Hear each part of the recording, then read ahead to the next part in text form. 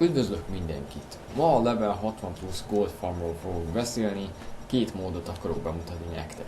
Az egyik a Northrenden található Rare moboktól származó táska. Ezekben a táskákban random mennyiségű gold található és 20 darab, vagyis egy stack Frostwave gold, ami marha jó nekünk, mert 150 és 300 arany között mozog az ára a piacon. Ezek mellé társul még egy random stattal rendelkező Rare Iron, vagyis két cucc. Mivel a respawn time több óra, ezért nagyon nehéz érve megtalálni őket, csak egyet sikerül bemutatnom nektek, ezért elnézést kérek, de egyszerűen nincs idő megvárni a respawn-t és felvenni úgy az anyagot a videóhoz. Jó néhány mobot láthattok, úgy gondolom sok újdonságot nem tudok mondani, x évig a Lich King volt a kiegészítő a szerveren, mindenki találkozott velük.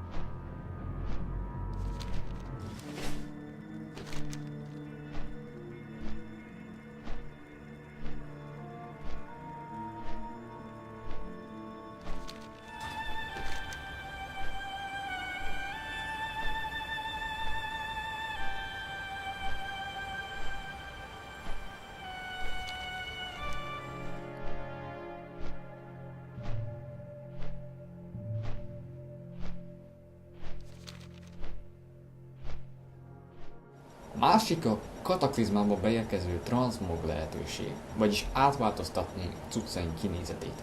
Ez hatalmas kapukat nyit meg a szorgós gold farmolóknak, jó néhány cucc értéke több tízszeresére megnőtt.